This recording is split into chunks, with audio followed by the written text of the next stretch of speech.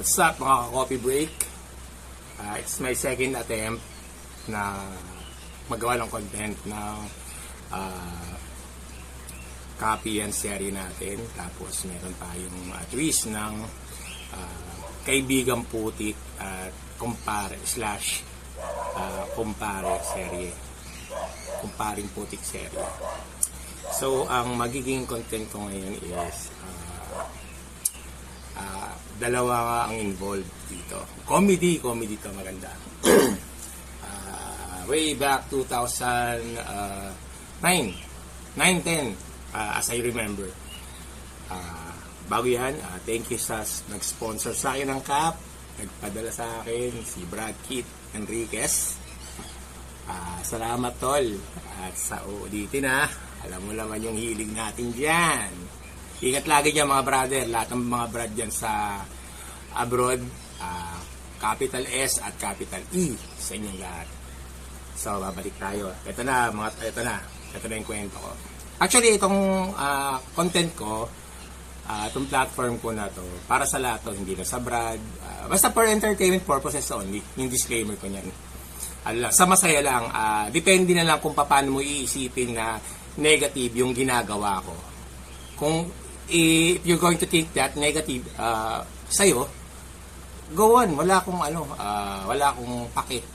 Pero if you're going to think and i-absorb mo ng positive way yung ginagawa ko, kasi for fun, kamukha ko, wala naman akong ginagawa ngayon. Nasa recovery stage ako kumbaga, thank God, recovery stage na ako. Just for fun, kwento-kwento lang naman, wala namang mawawala sa'yo. Tawag mo dito, just absorb it, have fun. So ito na, tsaka hindi ako mag-name drop ng mga pang-negative. Bahala ako sino yung gusto mong isipin o sino ka doon sa kwento ko. Ganun lang yun. Kung alam mo ikaw yun, message mo, i-ignore lang kita, hindi ako magkita tayo in person, wala akong sasabihin, pwede ko sabihin hindi naman ikaw yun, ang dami nagkano sa akin ng ganyan. Kasi hindi lang naman ikaw yung kaibigan ko, hindi lang naman ikaw yung kumpare ko. Marami tayong palusot. Basta walang name drop. Game. Let's go back na. Bali, dalawa to. Dalawang person yung involved dito. Isang kaibigang putik at isang kaibigang oso. Kaibigang oso, which mean mabait. Ito mabait to. Itong ang simula nito, si kaibigang oso, nag-iip lang muna tayo. Coffee break yan. So, ito na. Kaibigang oso. Ito malapit sa akin din ito. Up to now, nagbabatian kami.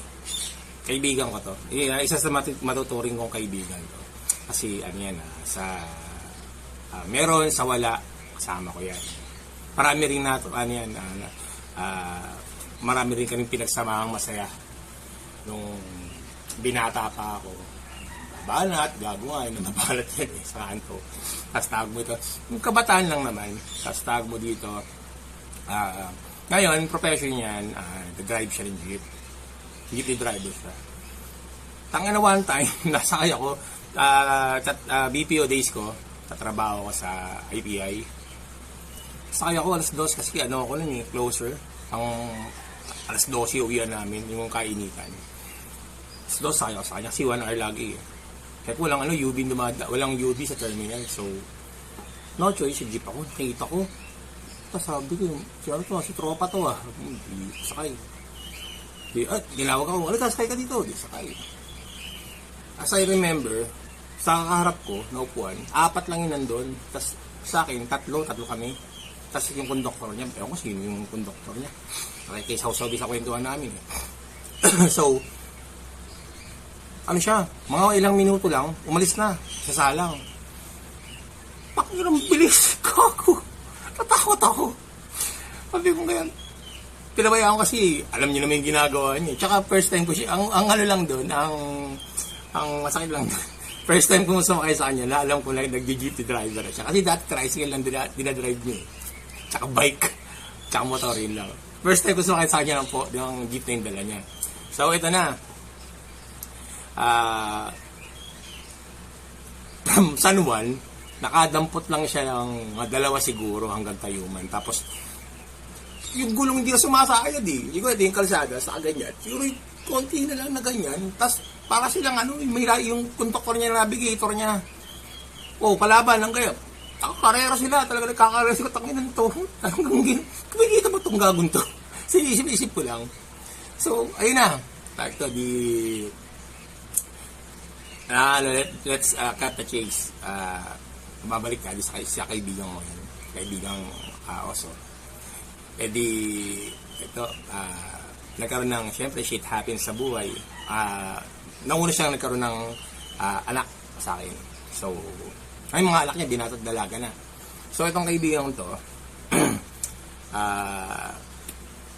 nagkasakit yung anak niya. Hindi ko alam kung yung panganay o yung isa yung pangalawa. So, ang lumapit sa akin, yung kapatid niyang babae, sabi sa akin, nanghihiram. So, ako naman, pagdating sa ganyan, sa mga pautang ng, halimbawa, kasi ang katiwiran ko, sa inuman nga, gumagastos ako ng 1,000. That time, gumagastos ako ng 1,000 sa inuman. Yung pa kayang tutulungan ko yung kaibigan ko nangangailangan. Kasi anak pa, bata. Up to na pag sa bata, malambot yung puso. Lalo, kahit may pag-usapang bata, kahit alam ko nang gagangster, dumudukot ako eh. So, ayan, pangiram. So, 1K, meram ko. So, hindi ko na inaasahan kung kailan babayaran, kung kailan siya available babayad. Kasi alam ko naman nung that time, hindi pa siya nagdadrive ng jeep, pa extra lang yung trabaho. Wala siyang stable na income. Ako naman, hindi ko sa pagbubuhat ng bangko, generous talaga pagdating sa tulong. So, ito na. Nagkainuman kami. Tapos, kumbaga, hindi ko rin binabanggit sa inyo. Hindi ko kasi ugali mag-open ng ganun. Dati. Hindi ko ugali mag-open. Uy, yung utang mo ganyan. Hindi ko ugali kasi nanghiram ka sa akin, may kusang palo ka para magbayad. So, ito na. Lumipas yung yung panahon. Ganyan. Mga buwan, matagal. Tapos, tawag mo dito. Alam ko nag-attempt siya magbayad. Pero sinabi ko, wag na pre. Parang nagiinuman, siyempre may karga ng alak. Atin magbayad. Inisip ko kasi, basta inuman siya magbabayad, ubus yung pera. Kasi ganun ako dati. Ganun, bigay. Binata naman kasi ganun. Hindi ko iniisip yung mga susunod na araw. Basta itong araw na ito, masaya ako, ganun ako. So, ganun. Sabi ko, ay, pre, wag mo nang bayaran yung utang mo. Ay ko, ano na lang yun, parang regalo ko na lang sa mga bata. Wag mo lang palabiro yun. Hindi nga, seryoso, ganyan. So, kasi nga, sabi ko, wala yan, sabi ko nga, sige, itabi mo na para sa mga bata. Kasi inisip ko rin, kung kukunin ko yung araw na yun sa inuman, ubus. Baka kung saan pa kayo mapunta ng mga tropa ko noon, yung time na yun. Sabi ko, bigay ko na lang. Nakain ng kargado ng pero nasa tao sa puso ko yung yung pagbibigay ng pera ng 1K. Tao sa puso ko. Ito na. Itong isang kumpare ko naman. Tago dito. May utang ni sa akin, 300. So, nandun kami sa inuman. Tangang na biglang umirit. Napatis. Biglang umirit, sabi niya ganyan. Yung kanya, hindi mo pinabayaran. Siyempre yung akin din. Eto na biglang umirit. Yung utang ko, yung utang daw niya, hindi na daw niya babayaran. Kasi yung isang kaibigan ko, ito kumpare ko itong isa. Ako, sinabi ko from the very beginning na hindi talaga ako naniningil. Hindi ako naniningil. Alam ko nagkukusang pala ako, magkukusang pala. Kahit sabihin mo ng 2009 pa utang yan, ngayon magbayad, tatanggapin ko yung ngayon. Pero hindi talaga ako naniningil. Ito na. Naniningil pala ako ngayon na lang pala. Pero yung nakaraan, binababayaan ko na lang yun. Ngayon na lang ako naniningil pala. Tago mo dito. Kasi kailangan ko, may pamilya na rin ako. Ito na. Ito yung comedy. Bigla tumayo. Late nun. Ba't siya? Pinakfix mo na lang yung utang. Siya 1,000 sa akin, 300, di ako. kumpare ko naman yun kasi inaanak ko yan. Yung anak nun, mabait, okay. Kasi ako sa mga bata, pag inaanak ko, pag nakita ko sa kalsada, yung malambing, meron ako isang inaanak malaki na. Ma-cut that cut ko muna yun. Meron ako isang inaanak malaki na. Kumpare ko rin, taga dito lang din sa amin, tag mo dito. Bata pa rin, nagkasakit. Nag-iinuman din kami, may istorya din yung nag-iinuman kami. Sumikaw yung yung asawa nung kumpare ko, nag-iinuman ako. Puta, tina mo! Tut! Yung anak mo kinukumpulisyon na! Nandiyan ka pa rin sa inuman! Hindi ako naman, nandun kami sa kalsada, nag-iinuman ako, hindi ko. Tawin na, yung gano'n, nakakaya, yung gano'n, hindi nga niya yan. Tapos sabi ko sa tropa ko, dali niya sa ospital, sabi ko gano'n. Inabutan ko ng ng 500. Marami akong pera, paldo talaga ako noon. Inabutan ko ng 500. Dali sa ospital. Sabi ko nga, bilang mo ng gamot. Hindi nga pre, ganyan. Punta, ganyan. Tapos ito matindi. Inuman kami, diretso pa rin. May pera pa rin ako, inuman. Kasi nung araw, hindi ako uwi ng hindi lasing. Talaga noon, nung kabataan ko. Kaya yun, sinilang ko yun. Hindi ko sakit. Pero nakaka-survive naman. Hindi, ito na. Lumabas pa kami. Galing kami doon sa street na ininuman namin. Sabi ko, nagyakagin isang tropa. Yung tayo doon sa labas. Doon naman tayo, banlaw tayo. Wala tayong gulo. Time na yun, magulo yung kanto na sa magbibideo okay din kami. Tapos may pinupunta kami din yung parang yung aligagang babae. Yung may nunal dito yun. Nakalimutan ko yung pangalan ng hayop na yun. Pa-remind na lang niya, pa-comment na lang kung anong pangalan nung above na dirty na yun. Pero ewan ko, sana yun. Tsaka wala namang alam sa Facebook yun eh. Dito na. Tawag mo dito, yung pinagtitripan-tripan yun eh. Yung time na yun. Tapos ito na. Yung kaibigan ko yun, kumpare ko, umalis na yun. Pumunta sa... Alam ko sinamahan yung misis niya, dinala sa hospital yung bata. Baby pa yung baby. As in baby pa. Dinala sa hospital. Puta, ito na. Doon na kami sa kanto. Nag-alap kami ng upuan, tsaka ng lamesa. Iinom kami. Babandaw kami. Putang na, nagbibilyar. Nagsusugal. Hindi, ito na. Nagbibilyar. Ay ko. Puta, isang tropa ko. Yung dikit-dikit na tropa ko. Yung pinagkakatiwalaan ko dati ng ng wallet ko. Sabi nga na, tanginan to si Tutut. Pili kayo pera, puta, pinasusugal. Yata yung pera mo, binga. Ay ko, bahala siya, puta, basta ako malinis yung konsyensya ko doon. Ay nga, di pinunta namin. Sabi, pre, may kalaban ng postahan. Ano pa eh, ginaganon-ganon pa yung tao. Uy, naayos pa eh. Tapos kukuha pa lang borax eh. Pre, kaya tingnan mo, pang inom to. Ganun pa, lasing eh. Sabi, hindi kami nagbabanggit ng bata. Kasi ang talagang pakay namin, mag-iinom kami. So, ito na. Sabi ko, ang tagal dito, di pa tayo na lamesa, wag na tayo sa bibilyaran mag-inom. Di pa kami dito sa mesa, may video, okay. Puta, may dalawang boting Red Horse, oh. Pre, nanalo ko. Tungunoy ko ako, hindi nga. Sabi, dalawang Red Horse, malamig, oh. Sige, mo na, bibiyahin mo lang ako. Konduktor, kasi konduktor yun, comedy. Naging kumpare ko yun ngayon. Yung anak nun, yung inaanak kong yun, napakabait. Kahit saan ako makita nun, nakabless sa akin. Ninong Abeng, nakabless sa akin.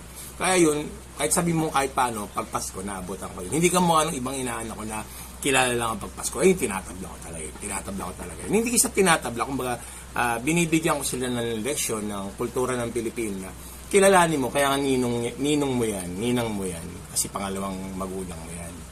Ayun yung respeto. Kaya kinuha ng magulang mo yan para maging pangalawang magulang mo. Sa mga advice, sa mga ganyan, ituturing mo parang pangalawang magulang mo yan. Which is hindi ko nakikita din sa iba. Walang respeto. Meron nga isa eh. Isang talagang yung kuwang-kuwa yung inis ko. Sino yan? Uy, ninong mo yan. Ninong ko yan. Tapos pumunta ng Pasko.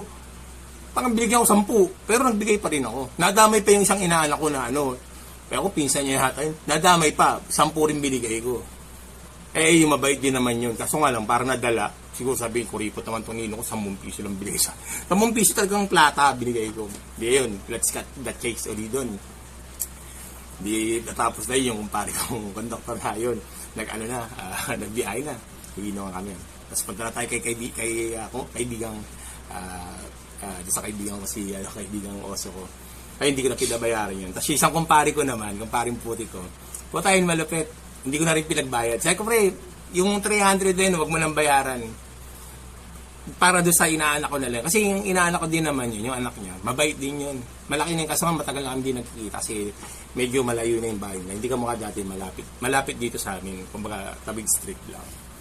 So, moral lesson, tsaka yung magandang nangyari dito.